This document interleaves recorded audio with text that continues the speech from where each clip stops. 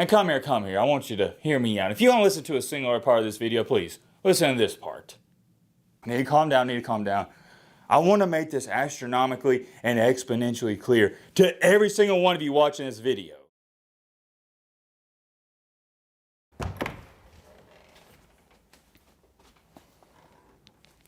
All right, look, man, we got to talk. And I got a bone to pick.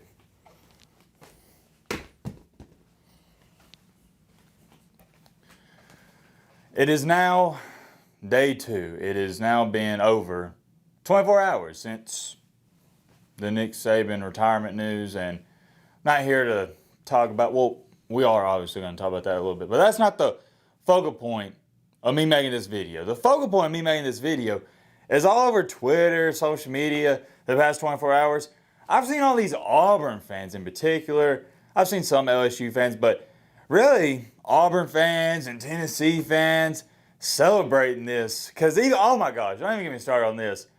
There were Auburn fans rolling Toomer's corner. Don't even get me started. That's just a little bro mentality, and I take it as a compliment. I'm not mad about it. It just shocked me. I'm like, what are you doing? You're like a loser when you do that. You are essentially saying that by Nick Saban retiring, that is a win in your book. You're treating it like a win. It's a compliment. That's how I took it as an Alabama fan. I don't even know how Nick Saban's taking it. Heck, he probably don't even know about it because he don't get on social media. But that's just besides the point. And also, let me throw this in there too. We thought, or I thought, and everybody thought, Dan Lanning, he was going to take the job. Alabama offered it to him, according to all my reports, and we made a video on it. I'm sure some of you may have or may not have seen that.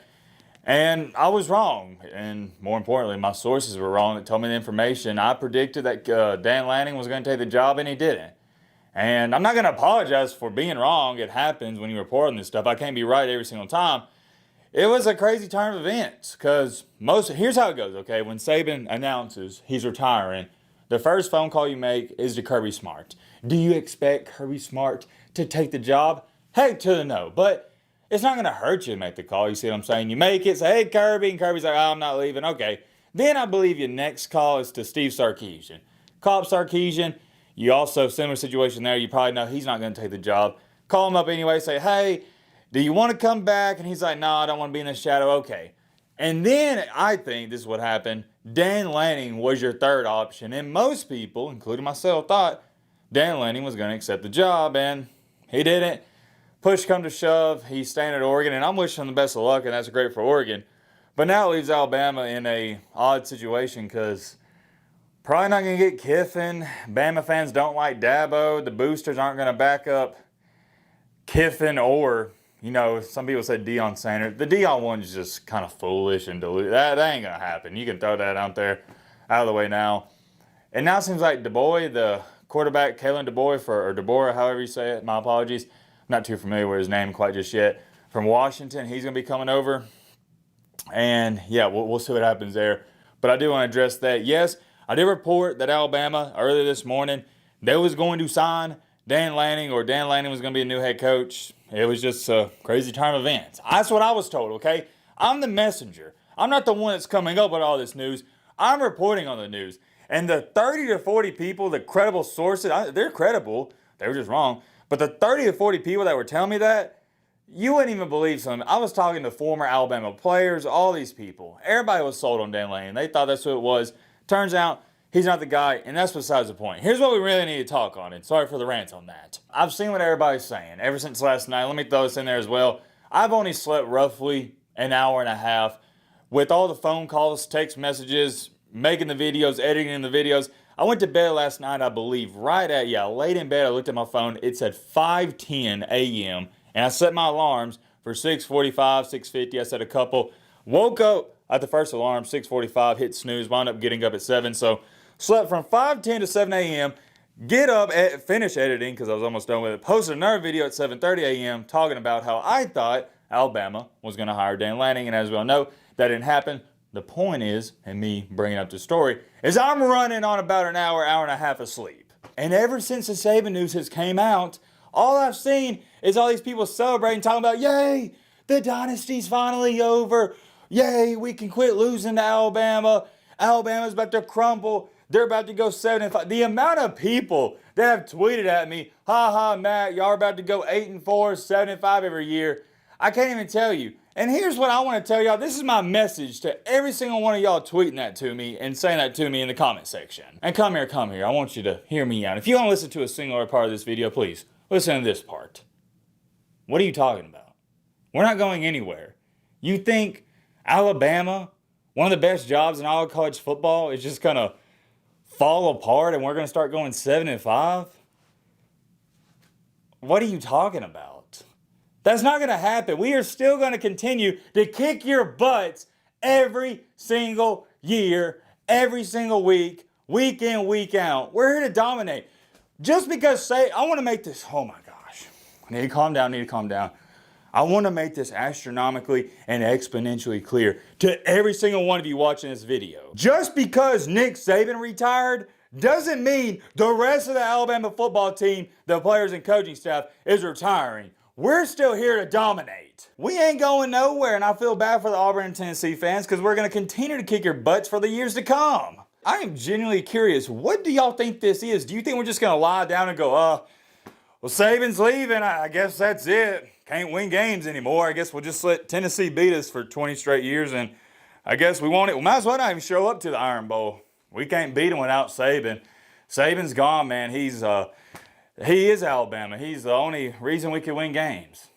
Seriously. Do you think that's going to happen? You don't believe it. It's a coping mechanism. You're just telling yourself that Saban's gone. Now you're going to beat Alabama. But some of you are in for a very rude awakening. Because Alabama, and this is embarrassing.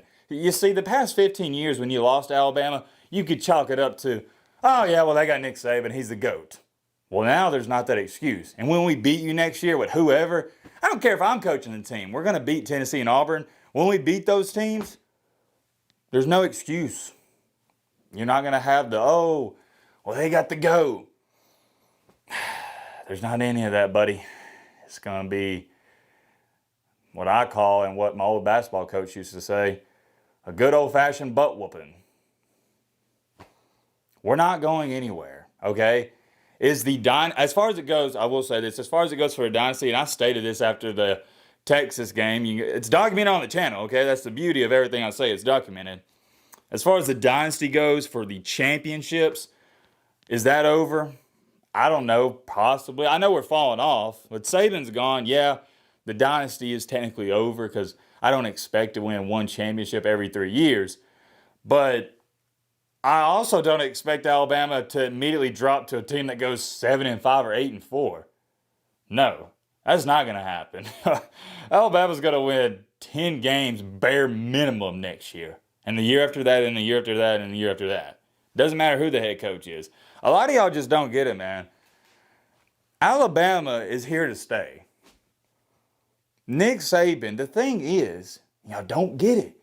Nick Saban's just not abandoning ship and going to go golfing. Well, he is going to golf every single day probably. But my point is, he's not cutting ties with Alabama.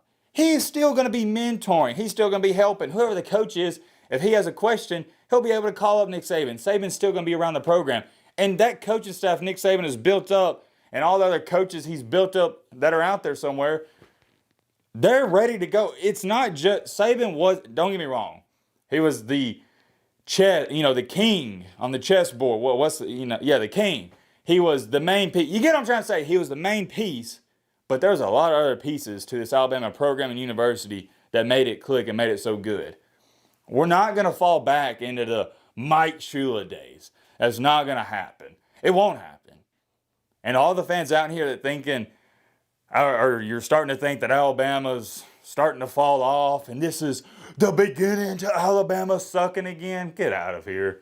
You don't even believe that. And if you do believe that, you're delusional. We got one of the most talented teams in the nation. We could have 30 guys enter the portal and we're still going 10-2 next year. Bare minimum. Okay? And the year after that and the year after that. This is your warning. You are in for a very rude awakening if you think Alabama's going to fall off. Because we're not. Right now, without Nick Saban, without a head coach, we're better than Auburn and Tennessee and LSU. We went undefeated this year in the SEC. Undefeated. Didn't lose a game. And let me make this clear. I'm not saying I expect to dominate teams. like we did from 2010 through 2020. No. But I do expect to still have a great football team in Tuscaloosa, Alabama. I do. And I'm going to say this, and we're going to end off the video here. I've seen a large portion of Georgia fans tweeting out, okay, now that he's finally gone, it's our time, the Georgia dynasty. No one's going to be in our way anymore. How do you come to that conclusion? You think it's going to be that easy? I'm going to remind you, what is Georgia's record against Alabama in their last 6 or 7 matchups? Georgia's beat Alabama once, right? Yeah, I know we had Nick Saban, but for you just to act like you're going to steamroll past Alabama and have a cakewalk to the SEC championship every single year, I think you're underestimating Alabama, even without Nick Saban. All right? Bama beat you this year. And I'm going to add in there, this Bama team this year wasn't very good. And I'll say it, they weren't better than Georgia. They weren't. The only difference in that Georgia game is Alabama didn't mess up. Georgia made more mistakes. And in big-time games like Alabama-Georgia, Alabama-Michigan, it comes down to who executes better in the fourth quarter and in overtime. And same thing with the Michigan-Alabama game. Who executed better later in the game? Michigan. So who won the game? Michigan. Same thing with Alabama-Georgia. Georgia just doesn't execute well against Alabama. And with or without Nick Saban, I still think Alabama has Georgia's number. Now, will I be picking Alabama to beat Georgia in September? I believe it's when they play. That's way too far down. Well, hey, I don't even know who our head coach is. Let's find out our head coach first. There's many more things I could say, but I do want to speak on this. Let me know your thoughts down below about that.